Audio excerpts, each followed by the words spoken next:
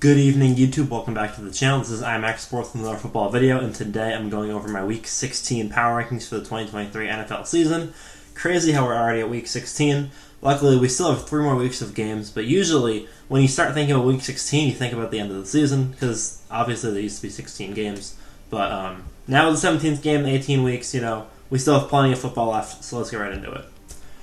First off, we have, as always, the dumpster fire. We have the Panthers at 32, we have the Patriots at 31, and the Washington Commanders at 30.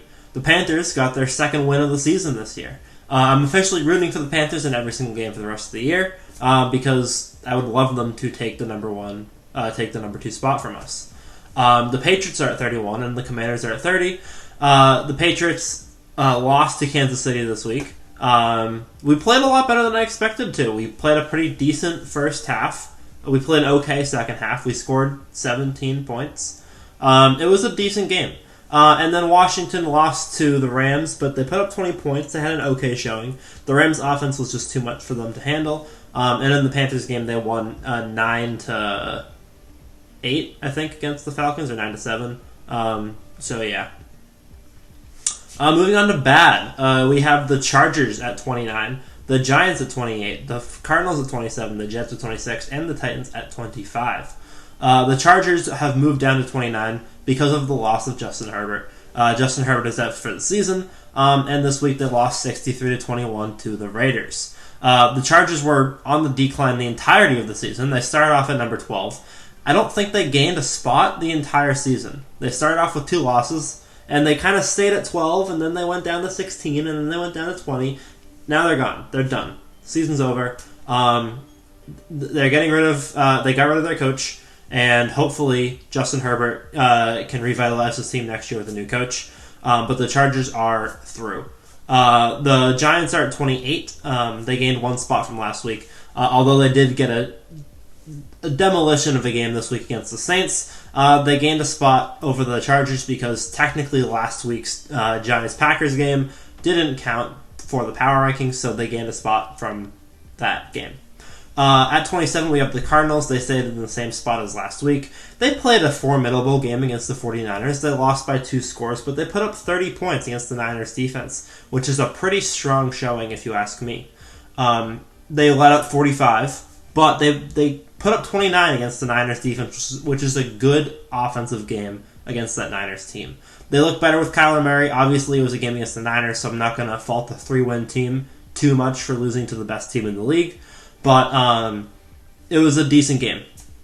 The Jets are at 26. They lost 1 spot this week by getting blown out by the Dolphins. I almost put the Cardinals above them, but I figured that was a little bit premature. I didn't want to move them up for a loss. And then Tennessee gained 3 spots from their win last week. Last Monday against Miami, and then they stayed in, and then they didn't lose anything from their loss this week because it was an overtime loss against the Texans. They played very well. Moving on to mid, we have the Falcons at 24, the Bears at 23, and the Raiders at 22. The Raiders won their 63-21 game against the Chargers this week. I was really hoping they'd put up 70 so we could have 2 70-point games in one season. Sadly, that did not happen. The Raiders gained 4 spots this week, moving up to number 22. They were at number 26 previously. They're 6-8, so they're kind of low for a 6-8 team. But to be fair, there's a lot of low 6-8 teams. So are the Falcons. The Falcons are at 24 after losing 3 spots this week for their loss to the Panthers. The Panthers have now won both their games within the division, the first one being against Tampa, this one being against the Falcons. Atlanta started off strong. They started off 4-3. Since then, they've finished off the season 2-5 so far. Their wins have not been impressive, and their losses have been to teams around their level. They play well on defense, but their offense has just been horrendous. I thought that their defense would be their issue this season. I thought that they'd have a strong offense, but they can't get anything going on offense. They have no consistency, and Atlanta has just not had a good second half of the season. The Bears are at 23. They didn't gain or lose anything this week, although they are moving up generally speaking. They've been on the upward trend. This week they had a strong game, close game against the Browns, who, with Joe Flacco, have had a revitalization in their offense. They got 3 picks off Joe Flacco. Joe Flacco had a pretty mediocre first half, but in the second half, Joe Flacco went off. He had 400 yards in the game almost, and although the Bears did play a very strong game, they weren't able to do it against one of the best teams in the league. I didn't punish them for it, but I do expect them to continue to move up with how they've been playing recently.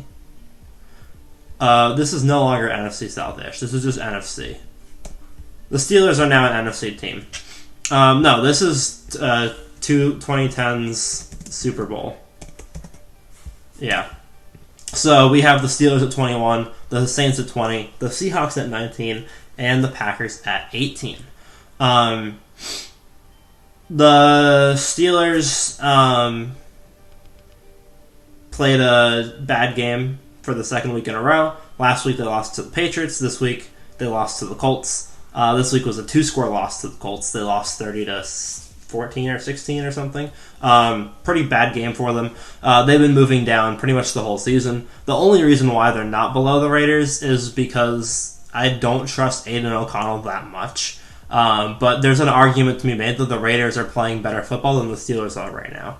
The Steelers started 6-3, now they're 7-7, so they've won 1 of their last 4 games, and they're in a downward trend. The Saints are at 20. They gained 2 spots this week with their win. Obviously, they beat the Giants, not the best win in the world, but they mostly moved up because the Falcons and the Steelers moved below them. The Seahawks are at 19. They're at ±0 for this week. They play Monday night against the Eagles. If they lose that game, then they'll probably stay at 19. They might go down to 20. If they win, they might go up to 17, but I don't really see them moving a whole lot. They've been playing really bad. Well, they've had a really hard schedule.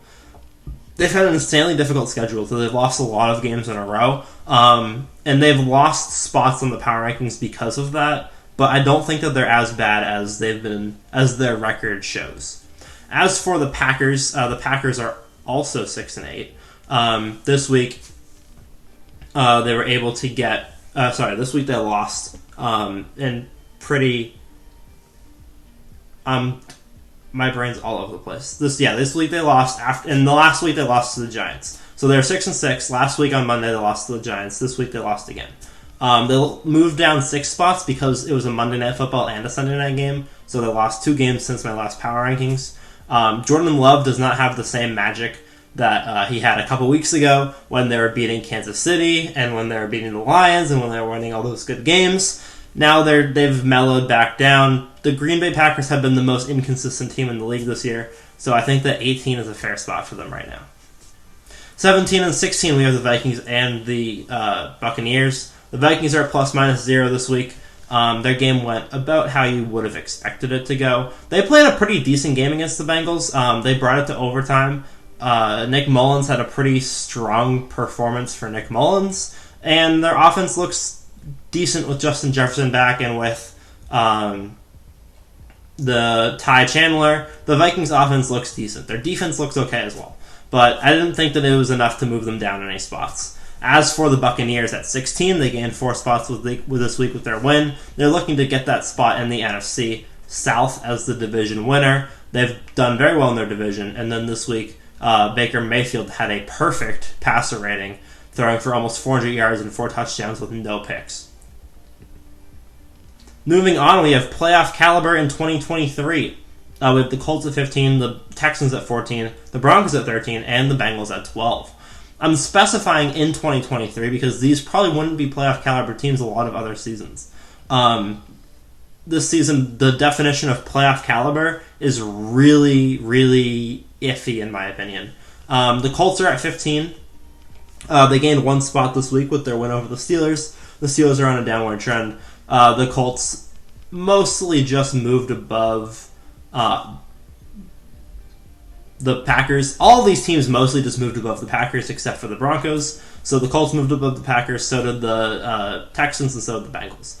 The Texans got their win against the Titans in overtime. Not the most impressive game in the world. And then the Broncos lost 5 spots this week for their loss to the Lions. If it was a close, tight loss, they'd probably be at number 10 or 11 right now. But they got demolished by the Lions. They lost 42-17. And I've been rooting for the Broncos. I've had the Broncos higher than they should be in my most recent power ranking videos. I definitely have been overhyping them, but this week really brought them back down to earth. They've won some strong games recently, especially the game against Kansas City, the game against Buffalo. They've been playing good football recently, but this week they were brought way back down to planet Earth by the Lions, and they really couldn't get anything going offensively until it was garbage time. And they gave the Lions their first good win since like week 7. The Lions have been struggling for a while. They got their mojo back this week. Tough game for the Broncos, but I still think they're a playoff caliber team. As for the Bengals,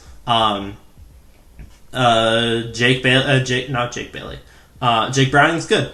He's playing well. He's playing like a veteran quarterback almost, and he got some game-winning drives under his belt. He got some fourth-quarter comebacks.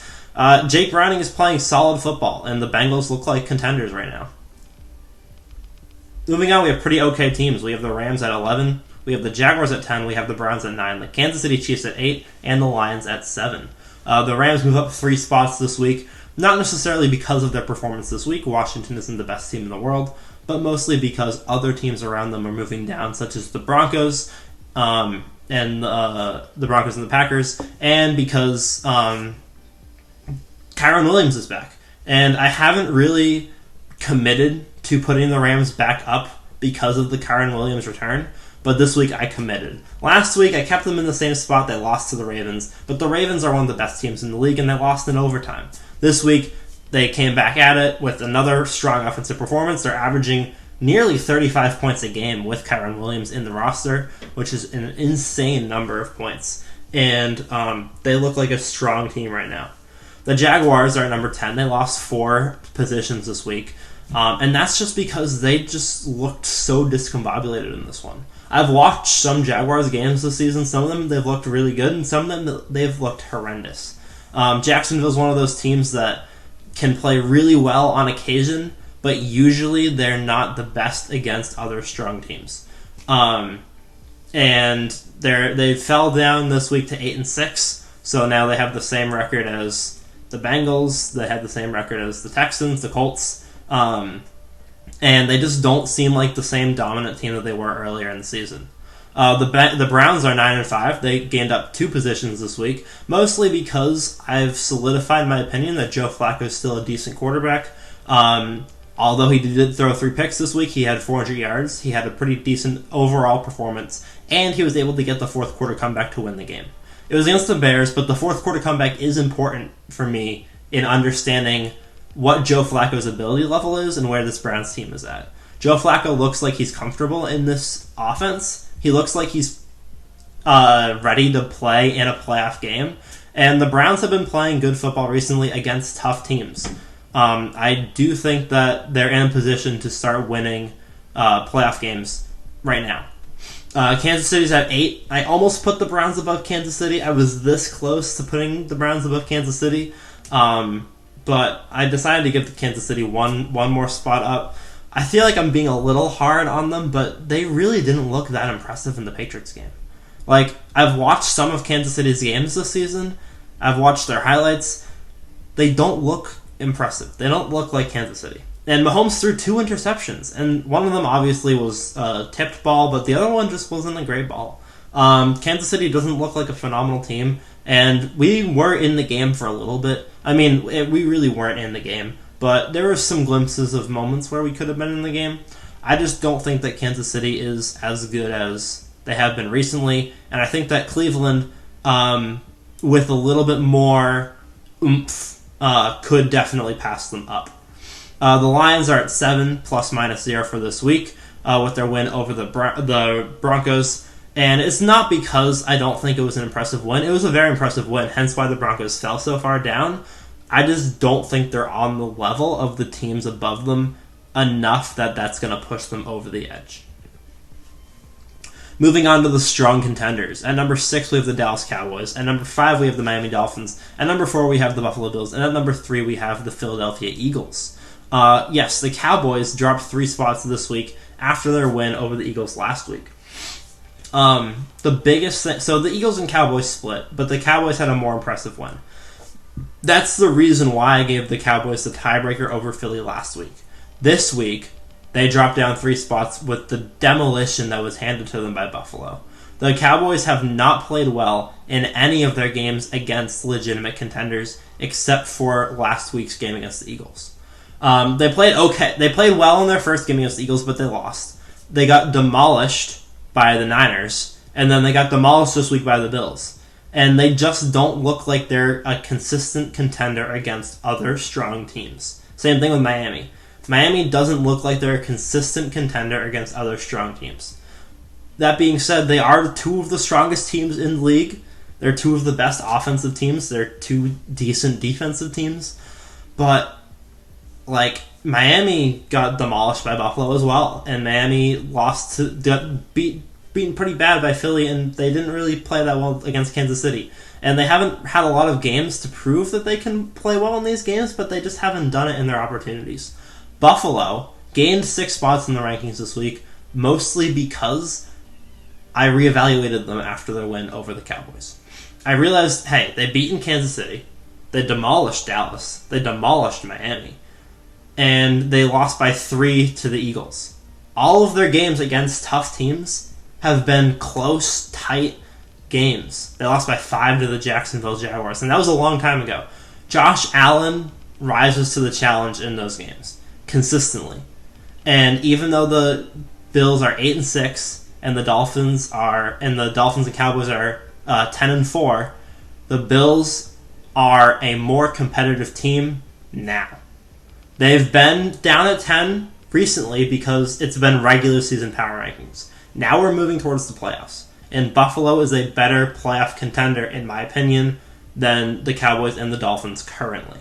The Eagles are at 3. They gained 1 position this week.